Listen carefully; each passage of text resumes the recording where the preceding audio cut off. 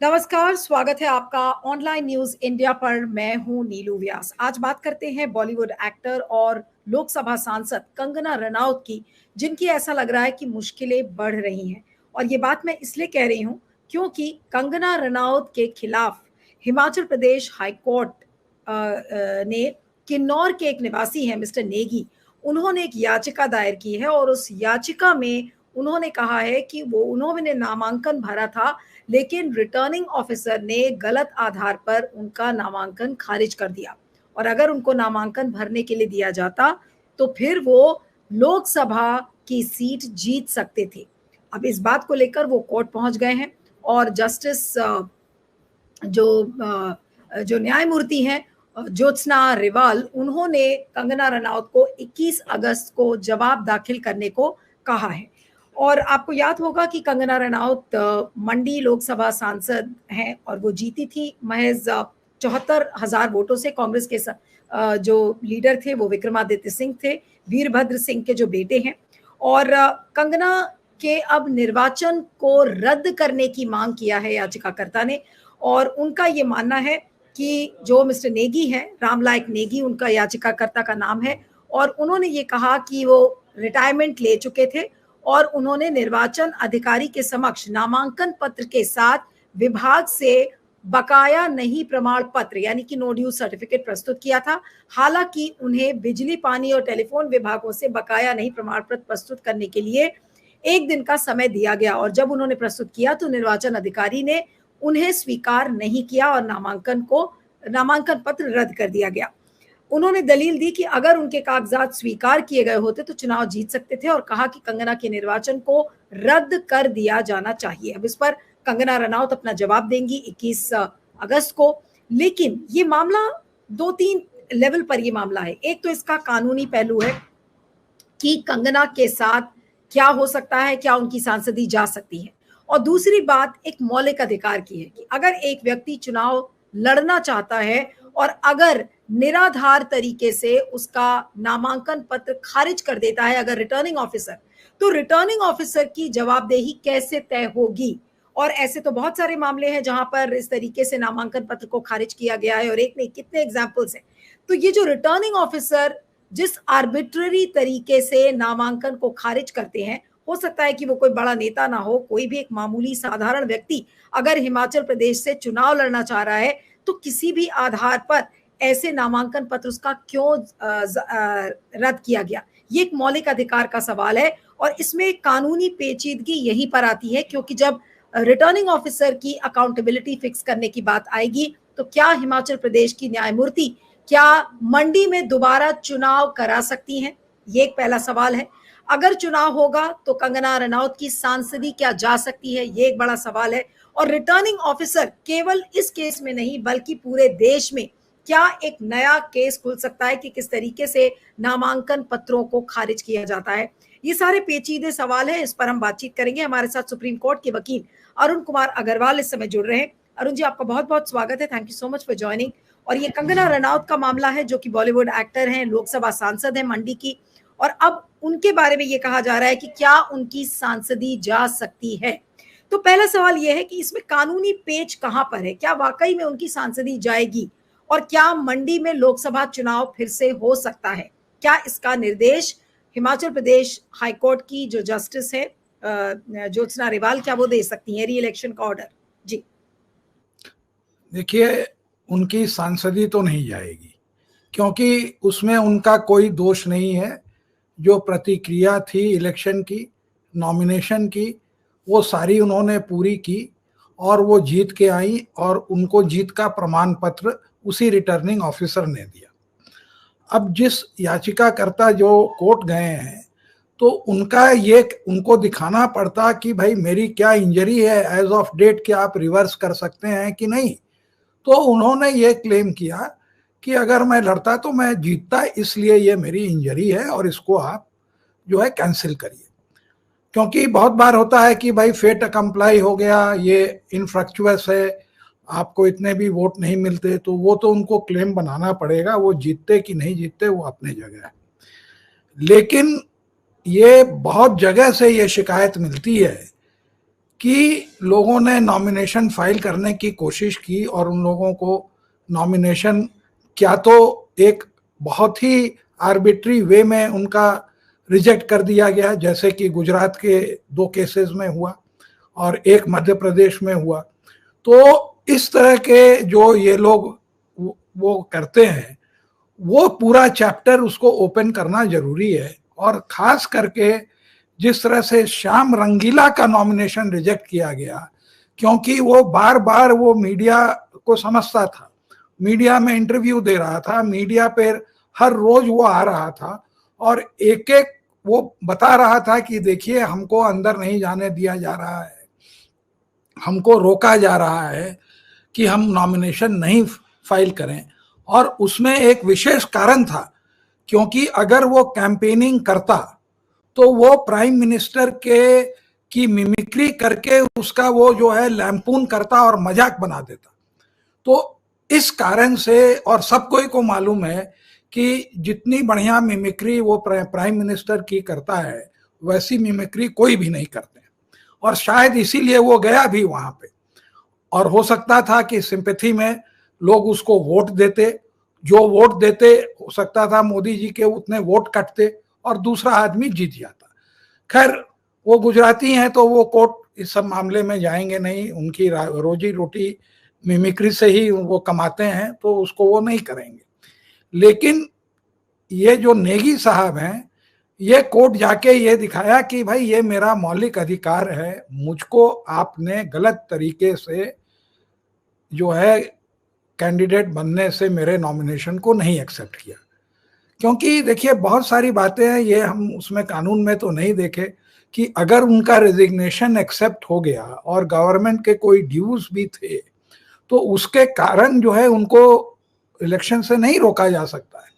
क्योंकि बहुत लोग हैं, ये तो कोई नहीं कहता कि क्या आपने बैंक के लोन चुकाए या आपके ऊपर कोई कर्जा है या क्रेडिट कार्ड का पेमेंट नहीं किया, तो ये सब चीजें जो है ये चुनाव आयोग का काम नहीं है कि देखना, अनलेस एंड अनटिल वो कोई ऐसा डिफॉल्टर हो जिसके अंदर में वो कानूनन जो है वो क्वालिफाई नहीं करे, डिस्क्वालीफाई हो जाए, वो अलग बात है।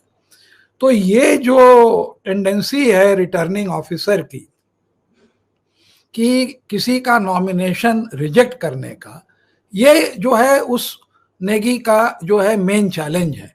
ये ना कि कंगना रनौत जो है वो क्यों सांसद बन गई और इसलिए चूंकि मेरा नॉमिनेशन नहीं एक्सेप्ट किया गया तो उनका जो है वो रद्द करके आप चुनाव करिए, ये उनकी मांग तो है।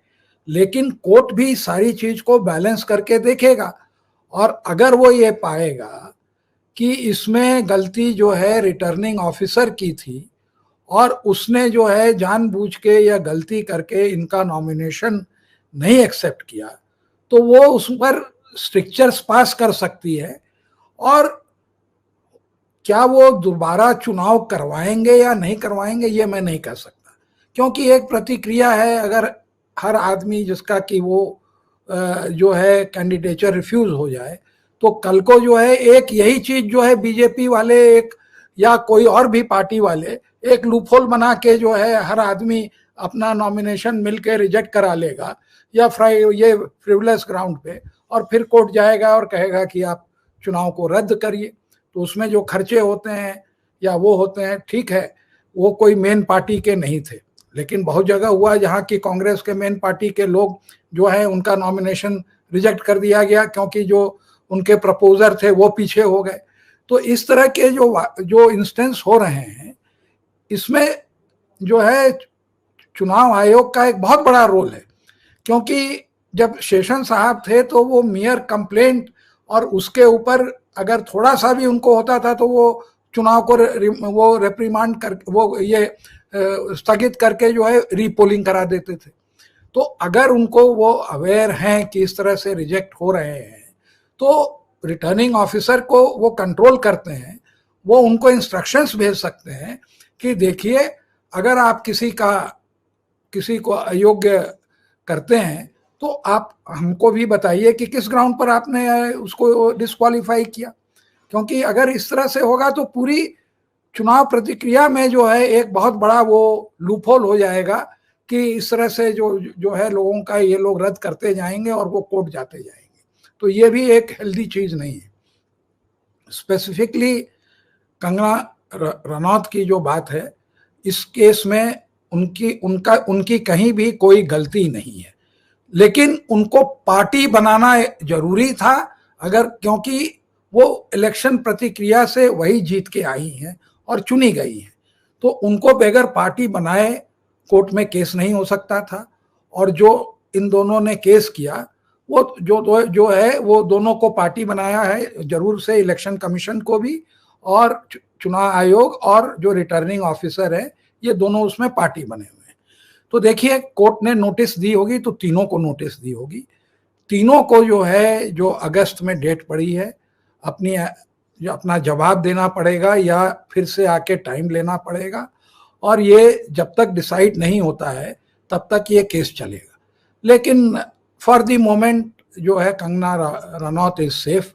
उनके ऊपर और भी 7-8 जो हैं डिफेमेशन वगैरह के केसेस हैं, तो 2-4 तो क्रिमिनल टाइप के केसेस हैं, तो अगर उसमें उनको सजा हो गई तो जैसे राहुल गांधी की संसदीय वो मेंबरशिप गई तो हो सकता है उनके उस कारण से जा पाए, लेकिन जनरली क्रिमिनल डिफेमेशन में 2 साल से की सजा जो है बहुत रेयरली दी जाती है, तो उस तरह से भी जो है शी इज सेफ। और भी उनके ऊपर हैं क्रिमिनल केसेस बहुत तरह के, तो उसमें देखिए 7-8 केसेस हैं, तो उसमें कहीं अगर फंस गई तो फंस गई। लेकिन अरुण जी, अगर क्या जो जज साहिबा है क्या वो री इलेक्शन का ऑर्डर नहीं दे सकती, क्योंकि जब वो आधारों को खंगालेंगी जिस बेसिस पर मिस्टर नेगी ने याचिका दायर की है और उसमें फैक्ट्स हैं और रिटर्निंग ऑफिसर से क्या सवाल पूछ सकती हैं, और उसमें जो चुनाव आयोग है, राजीव कुमार की भी मैं बात कर रही हूँ कि राजीव कुमार की भी तो जवाबदेही बनेगी कि जब रिटर्निंग ऑफिसर्स, इलेक्शन ऑफिसर्स उनको अकाउंटेबल है तो वो किस बेसिस पर, किस आधार पर इस तरीके से नामांकन पत्रों को खारिज करते हैं, तो क्या एक बड़ी जवाबदेही चुनाव आयोग की नहीं बनेगी? नहीं, जवाबदेही है। देखिए सबसे बड़ा हमारे यहाँ चुनाव आयोग के कानून में ये है कि जब तक चुनाव नहीं खत्म हो जाता और उसके बाद से जो आपको 45 दिन मिलते हैं उसी के बीच में आप चैलेंज कर सकते हैं। तो अगर कोई प्रावधान होता, क्योंकि चुनाव आयोग की कोई भी चीजें जो हैं इलेक्शन के समय में चैलेंज नहीं होती हैं किसी भी कोर्ट में, बहुत रेयर होता है कि कोई ऐसी बात हो कि जिसको वो चैलेंज कर सकें एक बार चुनाव जब चालू हो जाता है। अब चुनाव खत्म हो गया, रिजल्ट डिक्लेयर हो गया, अब वो जा रहे हैं, तो भाई वो जो याचिका करता है वो भी इनोसेंट है, क्योंकि उसकी क्या गलती है, वो उसके पहले नहीं जा सकता था, उस समय उसकी याचिका जो है वो नहीं होती, एक्सेप्ट होती। अब वो 45 दिन बाद देखिए 4 जून को इलेक्शन खत्म हुए हैं, 45 दिन उनको मिलता है, तो करीब 19 तारीख को के पहले उन्होंने जरूर याचिका लगाई होगी, जो कि अभी जो है 24 तारीख को सुनवाई के लिए आई, तो उनको 45 दिन के बाद जो है आप फाइल नहीं कर सकते, तो उसने उस समय में अपना फाइल किया।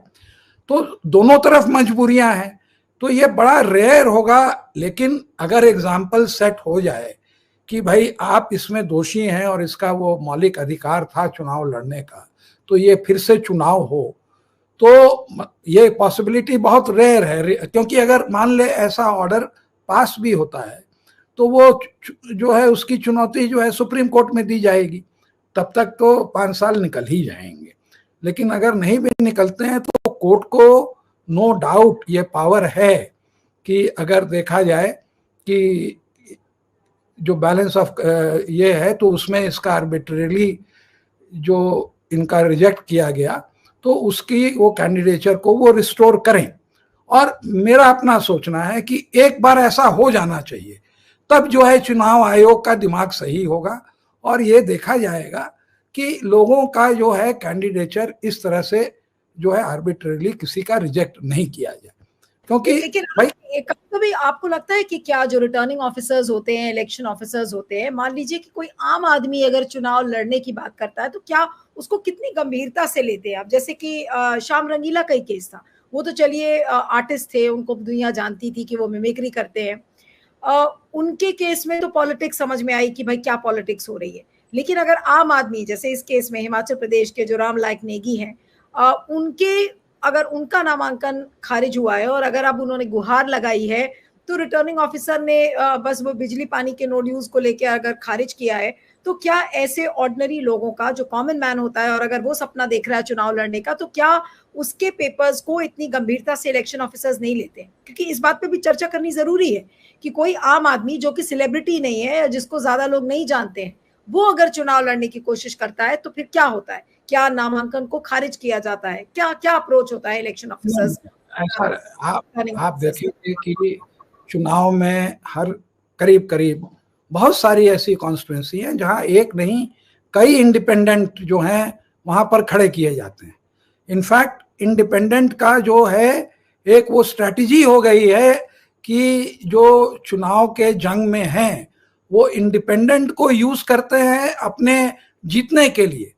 दो तीन तरह से करते हैं। एक तो जो ऑपोजिट कैंडिडेट है ठीक उसी नाम का आदमी, क्योंकि कॉमन तो होता ही है, तो उस नाम के आदमी को भी खड़ा कर देते हैं कि उसमें कंफ्यूजन हो जाए।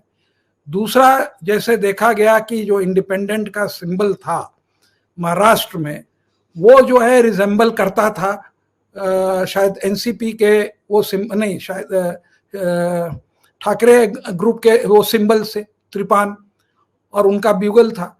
तो उसके कारण जो है एक कॉन्स्टिट्यूएंसी में तो जरूर वो गड़बड़ हुआ कि लोगों ने सिंबल को, इतना सिमिलर सिंबल था कि इतने ज्यादा वोट पड़े कि अगर उसको आप ठीक करें तो वाकई जो है ऑपोजिट पार्टी वो जीतता।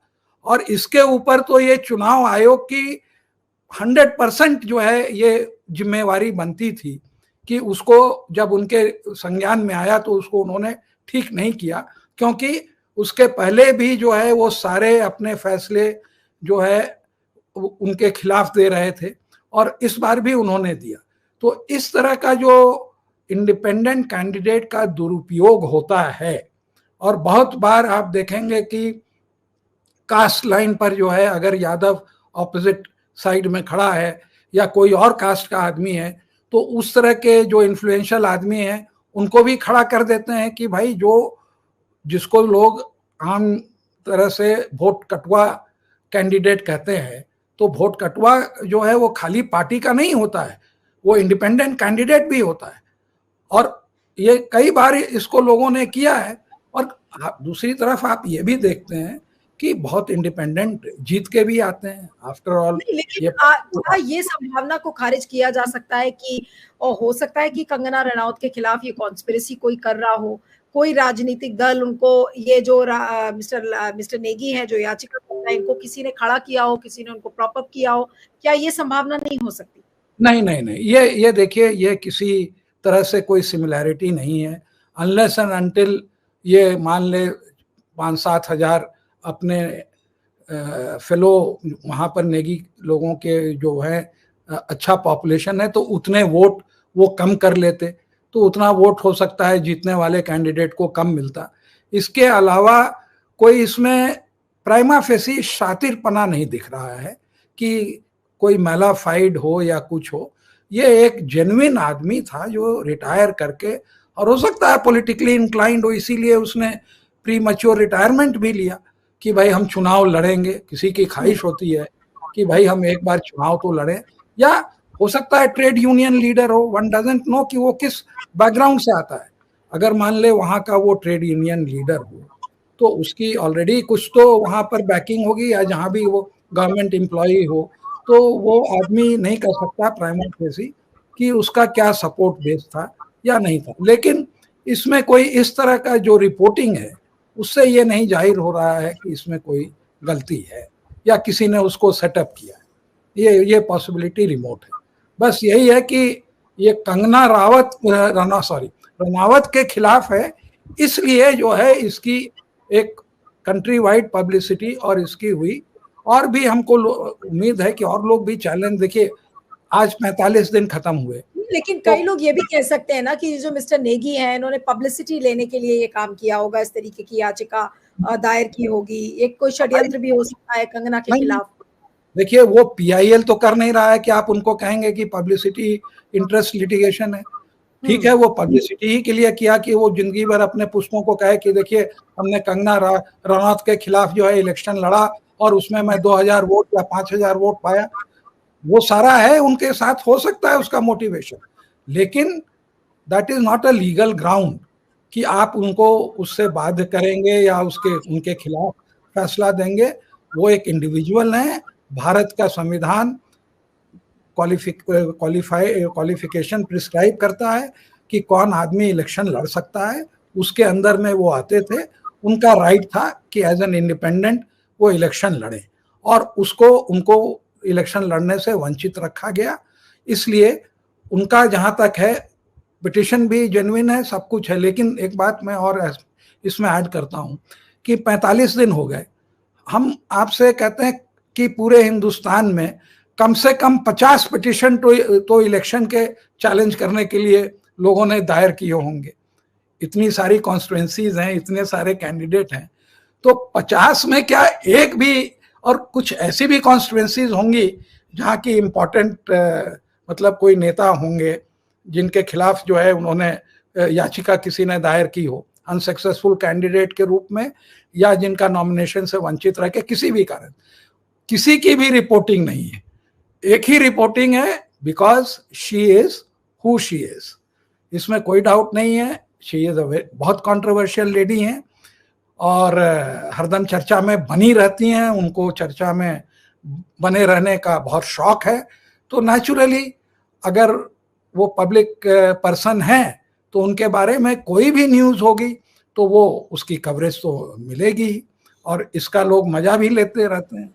नहीं, लेकिन क्या होगा अगर री इलेक्शन अनाउंस हो जाता है इस केस में, तो ठीक है, उसको हाई कोर्ट में चैलेंज किया जाएगा, हो सकता है सुप्रीम कोर्ट में चैलेंज किया जाए, लेकिन अगर री इलेक्शन का ऑर्डर दे देती है तो फिर ऐसे में क्या होगा? अगर री इलेक्शन का ऑर्डर आता है तो फिर तो उनको सांसदी अपनी छोड़नी पड़ेगी, वो फिर से हो सकता है चुनाव लड़े। नहीं, सांसदीय वो इतने आसानी से वो नहीं छोड़ेंगी, क्योंकि उनका भी एक वेस्टेड राइट है। वो कह सकती हैं कि भाई आपकी गलती है, उसके लिए मैं क्यों सफर करूं। तो इतना आसान नहीं है कि उनके तरफ से कोई गड़बड़ी कहीं भी नहीं है। तो इसलिए जहां तक सांसद छोड़ने का है वो बहुत रेयर इंस्टेंस है, नो डाउट वहां पे राइट है। और ये आप वो है कि ये याचिका जो है ना वो हाई कोर्ट में ही है, कोई भी इलेक्शन पिटिशन डलती है तो वो निचली अदालत में नहीं डलती है, वो हाई कोर्ट में ही जाती है। तो ये हाई कोर्ट में, और अगर एविडेंस भी लेना हो तो हाई कोर्ट ही उसका एविडेंस लेती है, ये नहीं कि वो तो ये हाई कोर्ट में है, वो उनके पास पावर है, बट क्या वो पावर को एक्सरसाइज करेंगे? नहीं करेंगे।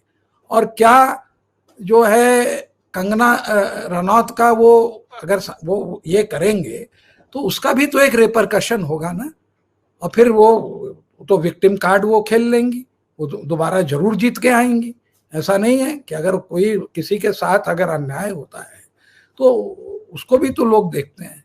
तो इस पर्टिकुलर केस में शी इज कंप्लीटली इनोसेंट और उनके ऊपर बहुत कम उम्मीद है कि जो है एक्शन लिया जाए, लेकिन कानून में एवरीथिंग इज ओपन, वो एक्शन ले सकते हैं। लेकिन जहां तक राजीव कुमार का सवाल है, मुख्य चुनाव आयुक्त है, आखिर उनसे भी तो सवाल पूछे जाएंगे, और क्या पॉसिबिलिटी है कि कंगना रनौत राजीव कुमार से पूछेंगे नहीं कि भाई आपके रिटर्निंग ऑफिसर्स या इलेक्शन ऑफिसर्स क्या कर रहे थे, कैसे इस तरह से किया कि उस व्यक्ति को वहां जाना पड़ा और इस तरीके से, तो ये सवाल भी तो आ सकता है। और यहाँ पर कहीं ना कहीं राजीव कुमार जवाबदेही तो उनकी होती है, वो कम से कम जवाब दे कि ऐसा क्यों हुआ। नहीं, देखिए टेक्निकली जो है रिटर्निंग ऑफिसर का जो वो दायरा है वो वहाँ पे ही वो सर्वे सर्वा है, वही जो है सर्टिफिकेट देता है और वही डिटरमिन करता है कि किसका रिजेक्ट करना है, किसका एक्सेप्ट करना है। तो अपने दायरे में तो he is the last word, लेकिन उसका सुपरविजन वहाँ पे है, इलेक्शन कमीशन के पास है। अगर इलेक्शन कमीशन ने कोई डायरेक्टिव दी या इन्होंने वो किया तो प्राइमरी लायबिलिटी तो रिटर्निंग ऑफिसर की ही है, क्योंकि पावर उसके पास है। वो यहां तक पावर है कि अनलेस एंड अनटिल उनको कोई डायरेक्टिव नहीं मिले ऊपर से तो उनको कोई ओवर रूल नहीं कर सकता है, वो उनके ओरिजिनल पावर्स में आता है। आप देखेंगे रिटर्निंग ऑफिसर कितना भी बड़ा हो, प्राइम मिनिस्टर भी हो, तो वो बैठा रहता है और जो नॉमिनेशन फाइल करता है वो खड़े होके अपना जो है वो प्रतिक्रिया को पूरा करते हैं, ओथ लेते हैं, वो सब करते हैं। तो 90% इसमें जिम्मेदारी जो है रिटर्निंग ऑफिसर की है। लेकिन जहां तक ओवरऑल सुपरविजन है और जो लैक्सिसिटी है और जिस तरह से लोगों के नामांकन पत्र जो है लोगों ने रिजेक्ट किए, उसमें नो डाउट ये तो सभी कह रहे हैं कि ऐसा पार्टीशन इलेक्शन हम लोगों ने देखा नहीं। अभी आप देखिए एक रिपोर्ट रिलीज हुई है जिसके अंदर में वोटों के अंदर में जो है बॉम्बे से कि इतने सीटों का अंतर हुआ क्योंकि इसमें हेरा फेरी हुई। तो जितनी कंट्रोवर्सी में ये इलेक्शन पड़ा, शायद कोई भी इलेक्शन जो है आज से शुरू से लेके अंत तक कभी भी नहीं पड़ा। तो it was a very partition manner in which the election commission behaved through out the election. और उससे क्या होता है कि नीचे वालों को भी बल मिलता है कि अरे हमें तो जो है रूलिंग पार्टी को जिताना है, हमारे बॉस भी यही चाहते हैं, तो उसको उसी तरह से हम निर्णय लें। तो ये एक पूरा रॉट जो अंदर में वो जिसमें कि ब्यूरोक्रेसी भी और ये सब मिला गए हैं। क्योंकि आप एक और आप याद करिए अरुण जी, आपको लगता है कि इस केस का जो भी आउटकम हो, लेकिन इसका एक रेपरकशन और एक नेशनल इम्पैक्ट हो सकता है, और जिस तरीके से नामांकनों को खारिज किया जाता है, जिस तरीके से रिटर्निंग ऑफिसर्स का कॉन्डक्ट होता है, वो क्या करते हैं, उनकी तो डूज एंड डोंट्स की लिस्ट भी होती है, तो क्या ये जो केस होगा और जिस तरीके से हिमाचल प्रदेश का जो हाईकोर्ट है जो भी ऑर्डर्स में देता है, तो क्या इसका एक नेशनल एको हो सकता है? नहीं, अगर वो अच्छे से स्ट्रिक्चर्स पास कर दें रिटर्निंग ऑफिसर के खिलाफ, तो इसका फ्यूचर में बहुत अच्छा रिपरकशन हो सकता है। क्योंकि उसके बाद कोई भी जो रिटर्निंग ऑफिसर है वो इस बात को समझ जाएगा कि अगर हमने किसी का नामांकन पत्र जो है गलत तरीके से हमने अगर उसका रिफ्यूज कर दिया और अगर ये कोर्ट चला गया तो हमारी बहुत बड़ी बदनामी होगी। और कोई भी अफसर ये नहीं चाहेगा कि हाई कोर्ट उनके खिलाफ जो है स्ट्रिक्चर पास करे। तो ये तो अगर वो चाहे तो व्यवस्था को ठीक करना, तो वो तो इन्हीं के वो रिटर्निंग ऑफिसर की अगर गलती पाई गई और उनके खिलाफ अगर स्ट्रिक्चर्स पास हुए तो वही एक बहुत बड़ा रिफॉर्म हो जाएगा। क्योंकि उससे और लोग भी समझते हैं कि भाई एक इलेक्शन है, इसकी ग्रेविटी है, इसमें हमें पक्षपात नहीं करना चाहिए, हमें दिखना नहीं चाहिए कि इसमें पक्षपात हो रहा है। तो ये सब सारी बातें हैं। क्योंकि जितनी भी वो होती हैं कंट्रोवर्सी, लोग बड़े सेंसिटिव होते हैं, छोटी छोटी बातें पकड़ लेते हैं कि देखिए लंच के पहले तो हम जीत रहे थे, फिर वो उन्होंने लंच के लिए एडजर्न किया और दूसरी पार्टी जीत गई, या किसी को मोबाइल लेके इन्होंने एंट्री दे दी और हम 40 वोट से हार गए। तो ये सब तो इंस्टेंसेस आ ही रहे हैं पब्लिक डोमेन में। तो अब आखिरी सवाल बस आपसे यही करूंगी कि वापस उसी सवाल पर, क्योंकि उसी को लेकर चर्चा सुबह से बनी हुई है और लोग उस पर बातचीत भी कर रहे हैं कि क्या कंगना रनौत की सांसदी जा सकती है। तो जो भी लीगल दांवपेच होगा, जो भी कोर्ट जिस भी प्रिज्म से चीजों को देखेगा, लेकिन क्या ऐसी नौबत आपको लगता है कि आएगी, या फिर ये नौबत नहीं आने वाली किसी भी सूरत में कंगना रनौत? नहीं, मिनिमम मैं 2 से 5% आप रखिए कि इस तरह की नौबत आएगी कि उनकी जो है सांसदी जाए।